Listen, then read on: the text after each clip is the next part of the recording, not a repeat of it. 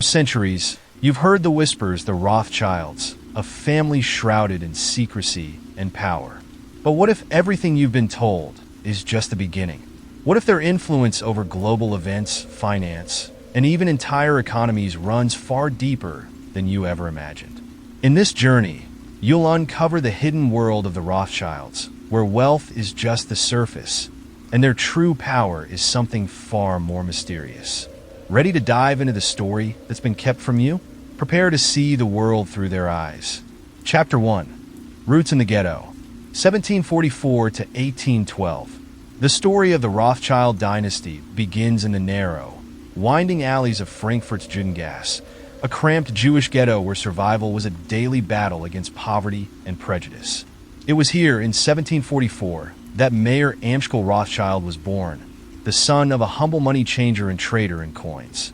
The Judengasse was a world apart, segregated from the rest of Frankfurt by law, its gates locked at night. Within its confines, however, the seeds of one of the world's most powerful families were quietly taking root. Mayer grew up amidst hardship, but showed early signs of an inquisitive mind and an unusual aptitude for numbers. He was just 11 years old when tragedy struck. His father died, leaving the family in dire financial straits. Forced to fend for himself, Mayer sought an apprenticeship with a wealthy banking family in Hanover, the Oppenheimers. This decision would prove pivotal. Under their tutelage, Mayer honed his skills in finance, learned the art of diplomacy, and cultivated an invaluable understanding of the mechanisms of wealth. By the time Mayer returned to Frankfurt, he was no longer just a boy from the ghetto. He was a man with a vision. Mayer set up shop as a dealer in rare coins, a niche market that allowed him to move beyond the ghetto's confines.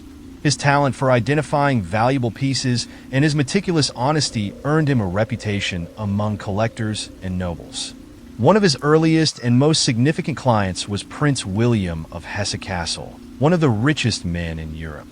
Mayer's knack for catering to the prince's interests in coins opened a door to a relationship that would become the cornerstone of his fortune. It wasn't just Mayer's expertise that impressed the prince. It was his ability to keep secrets. In an era of political upheaval, trust was currency, and Mayer Rothschild proved himself invaluable. He became the prince's unofficial banker, entrusted with vast sums of money and tasked with safeguarding them from the chaos of war. When Napoleon's armies swept across Europe, Prince William fled, leaving his fortune in Mayer's care. Mayer's decision to invest this wealth in high-interest loans to governments and armies proved to be a masterstroke. It not only preserved the prince's fortune, but multiplied it, cementing Mayer's reputation as a financial genius. As Mayer's wealth and influence grew, so did his ambitions. He realized that to truly dominate the financial world, he needed more than a local business. He needed a network. Mayer's family became his greatest asset. He trained his 5 sons, Amschel, Salomon, Nathan, Carl, and James, in the art of finance, instilling in them the importance of secrecy, loyalty, and precision. Each son was sent to a major European city to establish a Rothschild branch. Amschel in Frankfurt, Salomon in Vienna, Nathan in London, Carl in Naples, and James in Paris. This strategy was revolutionary. At a time when communication was slow and unreliable, the Rothschild network used couriers, coded messages, and encrypted letters to exchange information quickly and securely. This gave them an unparalleled advantage in the world of finance. One famous example of their network's power came during the Napoleonic Wars. The Rothschild couriers were faster than government messengers, allowing them to relay news of Napoleon's movements and the outcomes of battles before anyone else. This insider knowledge wasn't just a military advantage, it was a financial goldmine. By knowing which nations were likely to win or lose, the Rothschilds could make strategic investments that reaped enormous profits. The Napoleonic Wars were a time of chaos and destruction for most, but for the Rothschilds, they were an opportunity. Governments across Europe were desperate for funds to finance their armies, and the Rothschilds became the lenders of last resort. They provided massive loans to warring nations, often at high interest, securing repayment with gold bullion. Nathan Rothschild, stationed in London, became particularly infamous for his role during this period. According to legend, Nathan used his advanced knowledge of Napoleon's defeat at Waterloo to manipulate the London stock market. The story goes that he deliberately spread rumors of a British loss, causing panic and a market crash, only to buy up undervalued government bonds moments before news of the victory arrived. Whether true or exaggerated, this tale cemented the Rothschilds' reputation as financial masterminds who thrived on secrecy and cunning. By the time Mayer Amschel Rothschild died in 1812, he had laid the foundation for a financial empire unlike anything the world had seen. His sons, armed with their father's teachings and the infrastructure he had built, would go on to dominate European finance for the next century. Mayer's legacy was more than wealth, it was a strategy. He had turned his family into a fortress of loyalty, secrecy, and unparalleled ambition. The Ghetto of Frankfurt was no longer their prison. It was the place where a dynasty was born, forged in adversity and driven by the unshakable belief that power and influence could transcend the walls that sought to confine them. Mayer Amschel Rothschild's story is not just one of financial genius. It is the story of a man who saw beyond the limitations of his time and built a legacy that would shape the world.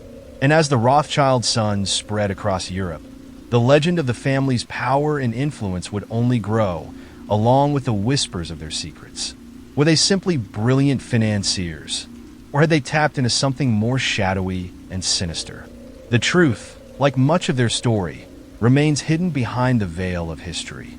Chapter 2: The Five Arrows of Power, 1812 to 1848. The death of Mayer Amschel Rothschild in 1812 marked the end of one era and the beginning of another, one that would elevate his family from influential financiers to legendary power brokers. Mayer had been more than just a patriarch. He was the architect of a vision that transcended his own lifetime. In his final years, he meticulously prepared his five sons to carry forward his legacy, equipping them with the skills, knowledge, and strategy needed to dominate the financial world. When Mayer passed, the brothers were ready to take his empire to heights he could only have dreamed of. The division of the Rothschild Empire was no ordinary inheritance. Each of Mayer's five sons, Amschel, Salomon, Nathan, Karl, and James, was strategically placed in one of Europe's most important cities: Frankfurt, Vienna, London, Naples, and Paris. This was not just about geography. It was about creating a web of influence that could span continents. Together, the brothers became known as the Five Arrows, a symbol of unity and strength that would define their dynasty. Of the five, Nathan Rothschild quickly emerged as the most audacious and influential. Based in London, Nathan wielded his financial acumen like a weapon, and his bold strategies soon became the stuff of legend. Nowhere was this more apparent than during the aftermath of the Battle of Waterloo in 1815, a moment that would cement the Rothschilds' reputation as masters of the financial universe. According to one of history's most persistent stories, Nathan had advanced knowledge of Napoleon's defeat and used it to stage a coup on the London stock market. The tale goes that Nathan positioned himself at the London Stock Exchange on the day news of the battle was expected to arrive. He feigned despair, leading onlookers to believe that the British had lost. Panic spread, and investors rushed to sell their government bonds at drastically reduced prices. At the height of the chaos, Nathan quietly began buying up bonds at a fraction of their value. When the truth of Napoleon's defeat finally arrived, the value of those bonds soared, and Nathan made an astronomical profit. The story of Waterloo illustrates the aura of mystique and suspicion that surrounded the Rothschilds. Some argue that Nathan's network of couriers did indeed provide him with critical intelligence ahead of others, enabling him to profit from one of history's most pivotal moments. The story became a cornerstone of the Rothschild legend, painting them as shadowy figures capable of manipulating the fate of nations. While Nathan dazzled in London, his brothers were equally industrious in their respective cities. Salomon Rothschild in Vienna became a trusted banker to the Austrian Empire, securing loans that kept the monarchy afloat. James Rothschild in Paris forged alliances with the French government, while Karl in Naples and Amschel in Frankfurt maintained the family's stronghold in Germany and Italy. Together, The five brothers operated with remarkable coordination, using their network to finance everything from wars to infrastructure projects. The Rothschilds were not just bankers. They were visionaries who understood the transformative power of industry. They invested heavily in railroads, mines, and other ventures that fueled Europe's industrial revolution. Their financing of the Suez Canal, for instance, was a monumental achievement that underscored their ability to shape the future. By funding such projects, the Rothschilds weren't just making profits. They were building the infrastructure that would underpin modern Europe. Their role in financing monarchies further solidified their power. At a time when kings and emperors were grappling with the pressures of war and revolution, the Rothschilds became indispensable allies. They provided loans to warring nations, often negotiating terms that ensured their own influence over the borrower. These relationships were symbiotic, but also fraught with tension. While monarchs depended on the Rothschilds' wealth, the growing perception of the family as kingmakers fueled resentment and suspicion. It was during this period that whispers of Rothschild control began to circulate. Critics accused the family of manipulating economies, orchestrating wars, and pulling the strings behind the scenes. Anti-Semitic propaganda often framed the Rothschilds as the embodiment of a secret Jewish cabal, a narrative that would persist for centuries. While these accusations were often rooted in prejudice, they also reflected the undeniable reality of the family's extraordinary reach. The Rothschild secrecy only added to the intrigue. The brothers operated with a level of discretion that bordered on paranoia, using coded messages and private couriers to communicate. They rarely appeared in public, preferring to wield their power from behind the scenes. This shroud of mystery made them an easy target for conspiracy theories, but it was also a deliberate strategy. By avoiding the spotlight, the Rothschilds maintained an aura of invincibility, their true motives and methods known only to themselves. Yet for all their secrecy, the Rothschilds were not immune to the shifting tides of history. The revolutions of 1848, which swept across Europe, posed a direct threat to their empire. As monarchies fell and republics rose, the family faced a new wave of challenges. Their alliances with royal families became liabilities, and their financial strategies had to adapt to the changing political landscape. Still, the Rothschilds weathered the storm, emerging from the turmoil with their influence largely intact. By the end of this period, the Rothschilds had become more than just a banking dynasty. They were a symbol of power itself. Their name was synonymous with wealth, intrigue, and control, a legacy that would only grow in the decades to come. The Five Arrows had proven that unity and strategy could achieve what few had ever imagined. From the Ghetto of Frankfurt to the capitals of Europe, the Rothschilds had built an empire that defied borders and challenged the very concept of sovereignty. The question that lingered, however, was one that would haunt the family for generations. Were they simply brilliant financiers, or were they something more? Had the Rothschilds become the invisible architects of a new world order? Or were they merely the victims of their own success, their secrecy and power making them the perfect villains in the eyes of a suspicious public? Whatever the answer, one thing was clear. The Five Arrows of the Rothschild family had forever altered the course of history. Chapter 3. Monarchs of Money. 1848 to 1914. The mid-19th century ushered in an age of transformation, and at its heart stood the Rothschilds. By 1848, revolutions had swept across Europe, toppling monarchies and threatening the old order. Yet, amidst the chaos, the Rothschild family emerged unscathed, their financial empire expanding with each passing decade. This period, spanning from 1848 to the outbreak of World War I in 1914, marked the zenith of Rothschild influence, a time when they were no longer merely financiers but architects of modern progress. The Rothschilds' rise during this era was synonymous with the Industrial Revolution. As railroads began to crisscross continents and steamships connected distant ports, the family positioned themselves as indispensable financiers of this industrial boom. They invested in railroads across Europe and beyond, funding vast networks that transformed economies and reshaped the world.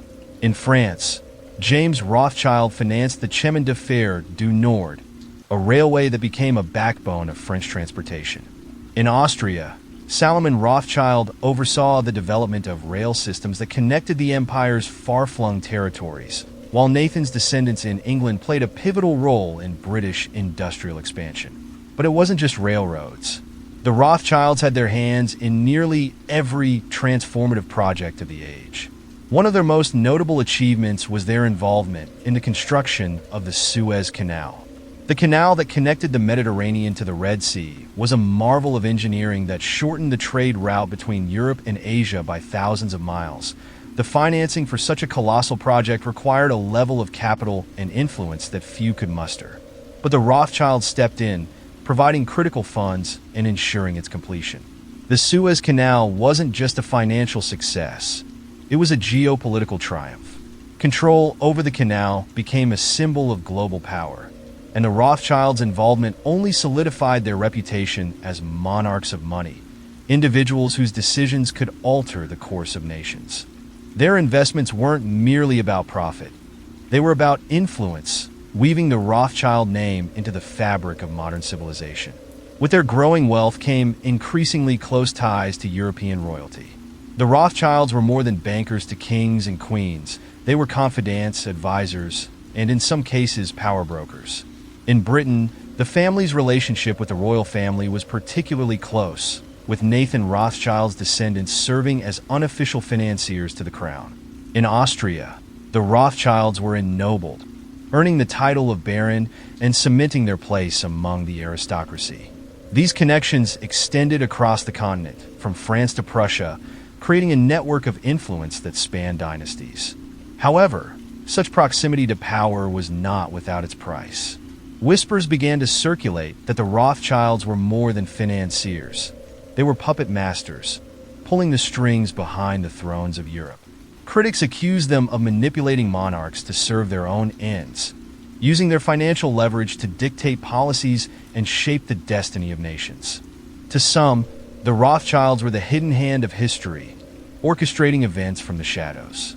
The 19th century saw the rise of secret societies, and the Rothschilds were frequently linked to them. Chief among these was the Illuminati, a shadowy organization alleged to be plotting world domination. While official sources have painted the Illuminati's historical existence as brief and largely benign, it still became a catch-all for fears of an unseen elite controlling global affairs. The Rothschilds, with their wealth, secrecy, and influence, were an easy target for such accusations. Pamphlets and books circulated wildly, portraying the Rothschilds as the architects of a grand conspiracy to enslave humanity through debt and control. They were accused of engineering wars for profit, manipulating markets to amass greater wealth, and even influencing the outcome of revolutions. These claims were often fantastical, but they tapped into genuine anxieties about the growing power of finance in an increasingly industrialized world. Cartoons and caricatures depicted them as sinister figures, hoarding gold and controlling governments. This imagery would persist for decades, fueling hatred and suspicion that culminated in the horrors of the 20th century. Yet, for all the vitriol directed their way, the Rothschilds remained largely unfazed. Their focus was on the future, and their investments reflected a belief in progress and innovation. They financed industrial projects that transformed cities, supported scientific advancements, and even became patrons of the arts. Their philanthropic efforts, though often overshadowed by their financial dealings, were substantial. Hospitals, schools, and cultural institutions bore the Rothschild name, a testament to their belief in the power of knowledge and community. By the early 20th century, the Rothschilds' influence was unparalleled. They were not just financiers. They were institutions, their names synonymous with wealth and power. Their network spanned continents, their decisions shaping industries and influencing governments. Yet, their power was not absolute. The world was changing, and the forces they had helped to unleash, industrialization, nationalism, and global trade, were beginning to take on a life of their own. As Europe hurtled toward the cataclysm of World War I, the Rothschilds faced a new set of challenges. Their empire, built on unity and coordination, was tested by the rising tide of nationalism and the fracturing of old alliances. But in the decades leading up to the war, they remained a force to be reckoned with, their legacy as monarchs of money secure. This period of Rothschild history is a tale of ambition and achievement, but also of suspicion and controversy. The Rothschilds were not merely witnesses to history. They were its architects, their decisions leaving an indelible mark on the modern age. Chapter 4. War Profiteers or Nation Builders. 1914 to 1945. The period between 1914 and 1945 was one of tumultuous global change. And for the Rothschild family, it marked a chapter of contradictions, with their fortunes both challenged and sustained by the greatest crises the world had ever known. From the chaos of World War I to the horrors of the Great Depression and the rise of Nazi Germany, the Rothschilds were often at the center of controversy, accused of war profiteering and manipulating financial systems, yet also surviving and adapting to the shifting political and economic landscapes. World War I, the first truly global conflict, erupted in 1914 and cast a long shadow over Europe. For many, the Rothschilds' wealth and connections to the highest levels of European royalty and government were enough to fuel suspicions that they were secretly orchestrating the war. The most enduring conspiracy theory of this period was the allegation that the Rothschilds funded both sides of the conflict, profiting from the bloodshed. The idea that a family of bankers could hold the purse strings of such a catastrophic war seems plausible, particularly in an era when financial influence was intertwined with political power. The family's banks, spread across London, Paris, Vienna, and Frankfurt, were certainly involved in war financing, as they had been for centuries. However, it is crucial to note that the Rothschilds were not alone in this. Other major financial institutions were also deeply embedded in war loans, which were essential to sustaining the enormous costs of modern warfare. Despite this, the allegations that the Rothschilds had a hidden hand in fueling the conflict became a powerful narrative, further cementing their place in the public imagination as the architects of global events. As the war raged on, the world's economy was also in flux. When the war ended in 1918, the global financial system was left in ruins.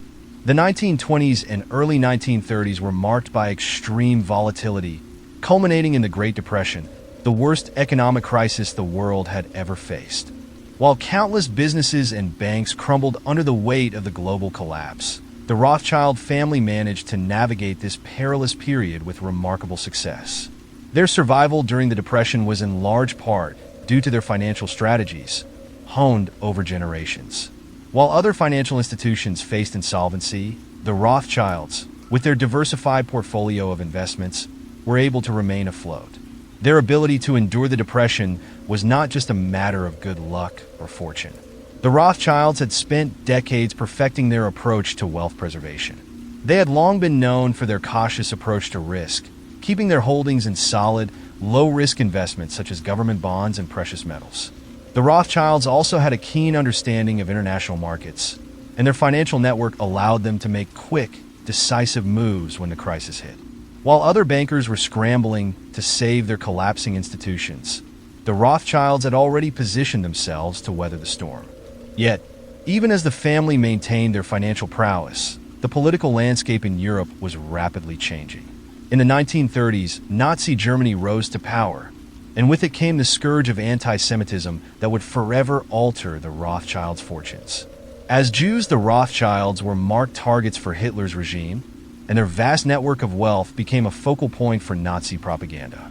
In 1938, when Germany annexed Austria, the Rothschild family lost their influential position in Vienna. Their estates were seized and their banks nationalized. The family's wealth, once a symbol of European dominance, was now a liability in the eyes of the Nazis. The Rothschilds were forced to confront a new and terrifying reality. The family's patriarchs, who had once moved through the halls of power with ease, now found themselves persecuted, their assets frozen, and their European estates confiscated. In the face of this mounting danger, many Rothschilds fled Europe, relocating to safer territories in Britain and the United States. Yet even in exile, they continued to exert influence.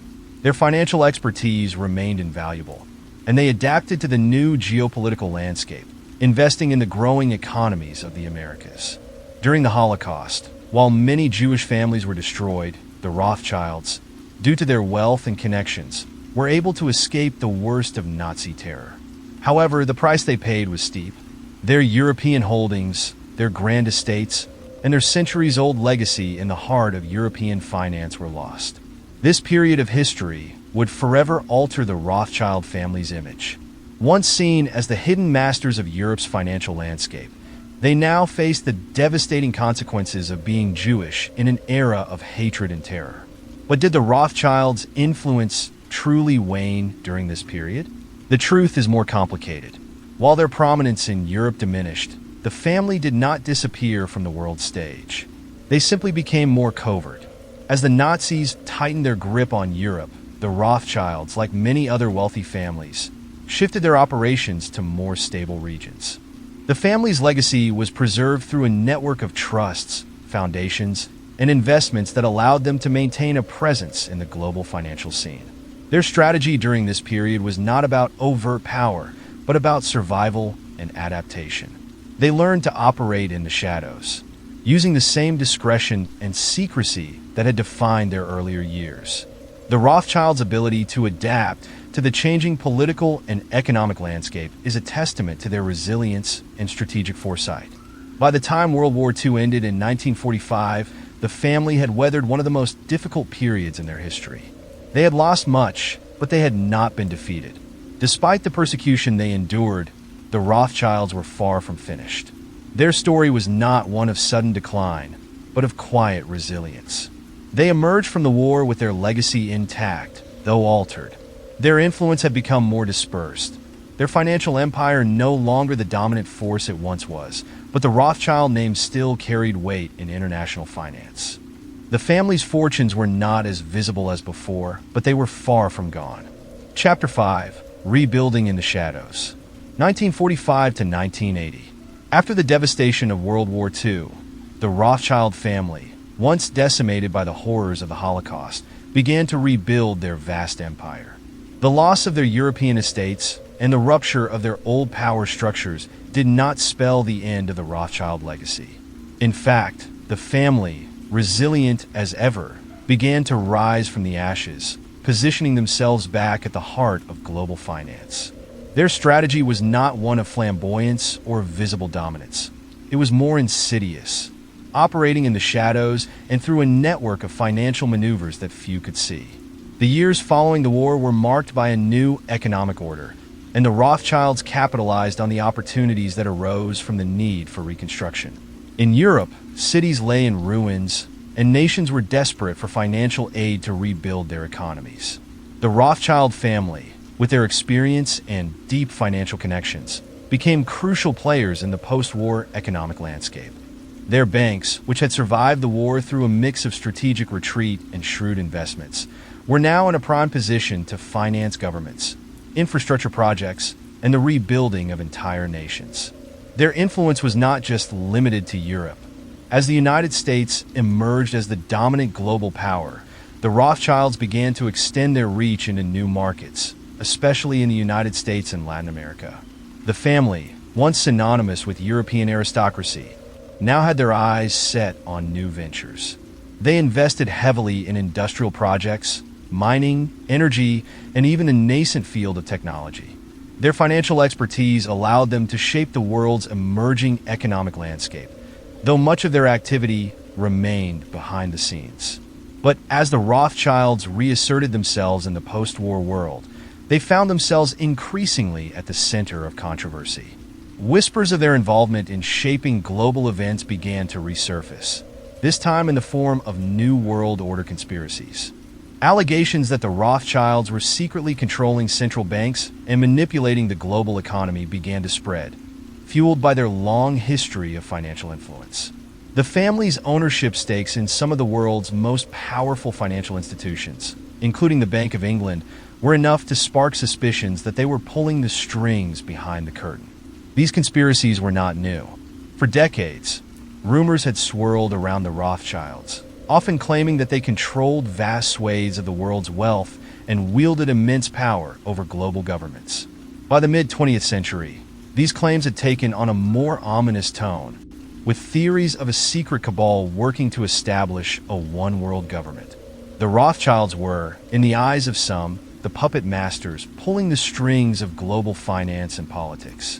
Whether or not there was any truth to these allegations, the family's secrecy and influence ensured that such conspiracies would continue to thrive. The Rothschilds' modern financial dealings continue to spark controversy and speculation. Allegations of funding Israeli settlement expansions in the West Bank have drawn criticism amid the ongoing Israeli-Palestinian conflict. Their involvement in African mining projects has raised ethical concerns about the exploitation of natural resources, while their perceived influence during Brexit fueled theories of profit-driven policy manipulation. The family's role in energy deals across the Middle East has been criticized for leveraging politically unstable regions, further cementing their reputation for controversial geopolitics. Persistent claims of their sway over major central banks, particularly during financial crises, continue to feed long-standing conspiracy theories about their hidden global influence. By the 1950s and 1960s, the family had cemented their position as one of the most powerful banking dynasties in the world. The Rothschilds were deeply involved in financing the reconstruction of Europe through the Marshall Plan, a U.S.-backed initiative to rebuild the continent after the war. Their influence extended into the corridors of power in Washington, London, and Paris, where their financial acumen was sought after by governments and international organizations. Despite their involvement in global financial systems, the Rothschilds also made concerted efforts to rebuild their public image, which had been severely tarnished during the war. As they re-entered the spotlight, they embraced philanthropy, establishing numerous charitable foundations aimed at supporting the arts, education, and medical research. However, the motives behind these charitable efforts were often called into question. Was it genuine altruism, or was it a strategic move to rebuild their reputation after the horrors of the Holocaust and the conspiracy theories that surrounded them? Critics argued that the Rothschilds' philanthropy was more about strategic reputation management than a sincere desire to help others. By aligning themselves with causes that were seen as virtuous and humanitarian, they could divert attention away from the more sinister rumors about their financial power. Some even suggested that the family's charitable donations were part of a broader effort to secure their position within the global elite, a way to cement their status as respected philanthropists while continuing to wield their financial power behind the scenes. As the family expanded into new industries, including oil, mining, and even media, their influence continued to grow, and with it came new allegations of control. The Rothschilds' vast wealth, combined with their network of financial and political connections, gave them the ability to shape markets and influence policy on a global scale. By the 1970s and 1980s, while their public profile had changed, their ability to shape the global financial system remained intact. And as the world moved into the final decades of the 20th century, the Rothschild family continued to operate at the heart of the world's economic power, ever present but never fully visible, like a shadowy figure in the corner of the room. Chapter 6. Masters of Modern Influence. 1980 to 2000. As the world entered the 1980s, a new era of transformation began to take shape. The digital revolution was in full swing, reshaping industries, economies, and societies. The Rothschilds, ever adept at navigating the shifting tides of power, saw the potential of this technological upheaval. Where many of the world's oldest financial dynasties floundered or became irrelevant, the Rothschilds embraced the digital age, adapting to the rapidly changing global economy with the same foresight that had helped them weather wars and revolutions. They were no longer just bankers. They were masters of influence in a world that was becoming increasingly interconnected. The family's entry into the digital era wasn't about public announcements or flashy tech startups. Instead, it was about quietly positioning themselves in emerging sectors: energy, technology, and art. Their diversified portfolio grew to include investments in cutting-edge industries, many of which would later shape the modern world. The Rothschilds' ability to recognize the next big thing was as sharp as ever. By the 1990s, the family had strategically placed itself in a variety of key sectors, ensuring their influence remained as potent as ever, albeit in a new guise. One of the most significant areas of expansion for the Rothschilds was energy. With the world becoming more aware of the need for sustainable and renewable energy sources, the Rothschild family invested heavily in these industries.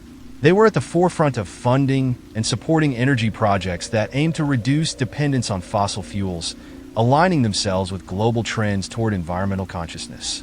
The Rothschild Group's influence over global energy markets became increasingly visible, and their involvement in this sector only cemented their position as one of the most powerful financial families in the world. At the same time, the family's diversification into technology began to gain momentum. While their wealth had been built on the foundations of traditional banking, the Rothschilds recognized that the future lay in the burgeoning tech sector. Their investments in Silicon Valley startups and other high-tech ventures ensured they remained relevant in an economy that was rapidly evolving. From early-stage investments in software companies to funding innovative projects in telecommunications and digital infrastructure, the Rothschilds were silently shaping the digital landscape.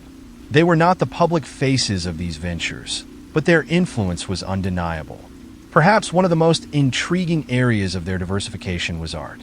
The Rothschilds' centuries-old passion for collecting and preserving art transformed into a major business endeavor in the 1980s and 1990s. The family's art collections, some of which had been passed down through generations, became not just a matter of cultural preservation, but a significant financial asset.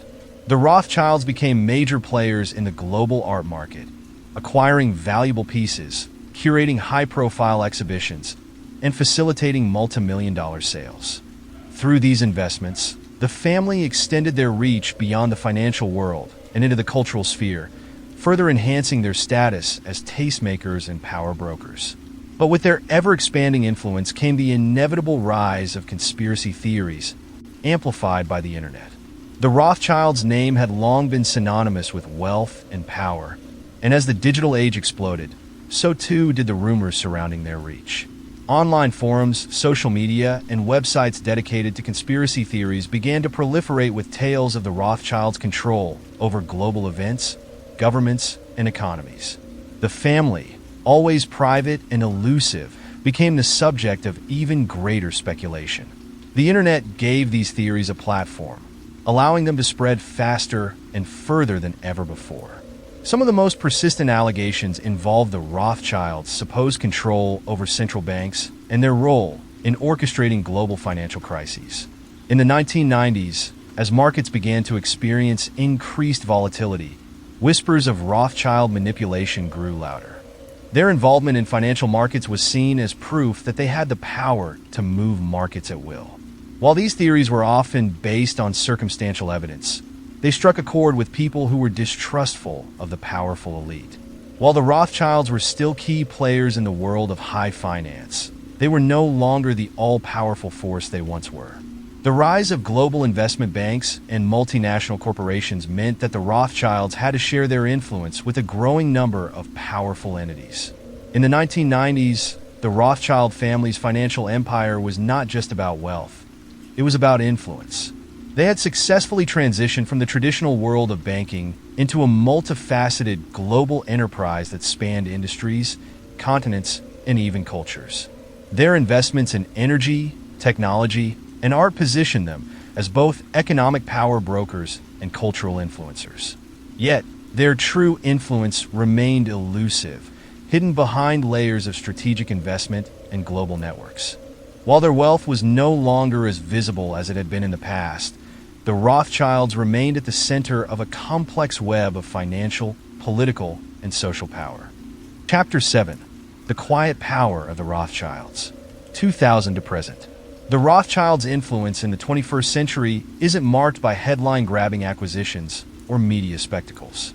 Instead, they have embraced a quieter, more refined form of power, one that blends their age-old penchant for discretion with an image of philanthropy and public service. While other wealthy families in the world of finance have sought to make their names synonymous with overt luxury or controversial business dealings, the Rothschilds have opted for a path of strategic privacy. Their presence is still felt in the corridors of global finance, but it is rarely acknowledged by the public eye. They've shifted from being the face of financial empires to being the architects behind the scenes, orchestrating global events with subtlety and grace. The Rothschilds have also capitalized on the changing tides of global values. Environmentalism, a topic that has grown in importance over the past few decades, has become a significant focus for the family. They have quietly invested in clean energy projects, renewable resources, and environmentally conscious companies. This focus on sustainability has been more than just a financial strategy. It's also a calculated move to align their family with the growing demand for ethical investing.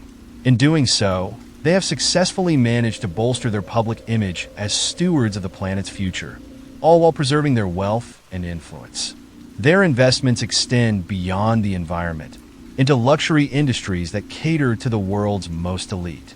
From art to real estate, from fine wines to rare collectibles, the Rothschilds remain firmly entrenched in the industries that define wealth and exclusivity. Their luxury real estate holdings, particularly in London, Paris, and New York, are coveted by the global elite. The family's art collections continue to be among the most valuable and influential in the world, and their legacy in the world of fine wines, particularly in Bordeaux, remains a symbol of status and refinement.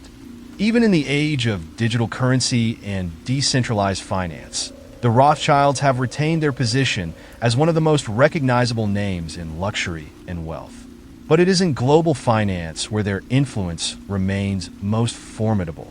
Though they no longer control the central banks of Europe or finance entire nations, their reach in the world's financial markets is unparalleled. The family's investment arm, Rothschild & Co., remains a significant player in mergers and acquisitions, asset management, and wealth advisory services. Their role in facilitating high-stakes financial transactions is unmatched, with their expertise sought after by governments, corporations, and wealthy individuals alike. Despite the rise of new financial giants and tech-savvy billionaires, the Rothschilds have managed to maintain their position at the pinnacle of global finance. This quiet dominance has not come without its controversies, however. One of the most persistent claims is that the Rothschilds have a hand in creating or exacerbating financial crises. Conspiracy theorists suggest that the family has engineered stock market crashes and banking collapses in order to profit from the chaos. The 2008 global financial crisis, for instance, became the subject of wild speculation, with some alleging that the Rothschilds were secretly behind the meltdown, using it as an opportunity to acquire distressed assets at a fraction of their value. Though these claims are based more on conjecture than fact, they continue to fuel distrust and suspicion of the family. Similarly, geopolitical conflicts and wars are often attributed to the Rothschilds' supposed manipulation. From the Middle East to Eastern Europe, conspiracy theorists claim that the family has used its influence over global finance to orchestrate wars and conflicts, ensuring that they emerge victorious and even more powerful. But despite the proliferation of these theories, the Rothschilds remain an enigma. They have long been adept at maintaining their privacy, and their ability to remain largely unscathed by the controversies surrounding them speaks to their skill in navigating the complex web of global influence. They have learned to deflect attention, shifting the spotlight onto other figures or institutions while continuing to operate behind the scenes. Their power, it seems, lies not in public displays of wealth or influence, but in their ability to stay one step ahead of the world. In the end, the Rothschilds remain one of the most powerful and mysterious families in history. Their influence is felt in every corner of the globe, from the highest levels of government to the most exclusive corners of the art world. Yet despite their reach, they remain elusive, operating in the shadows while the world watches in awe and suspicion. The question remains, how much of the world's fate do the Rothschilds truly control? And as the 21st century unfolds, will their power only grow more subtle, more entrenched, and more impossible to trace? The answers may never come, but the intrigue will undoubtedly continue.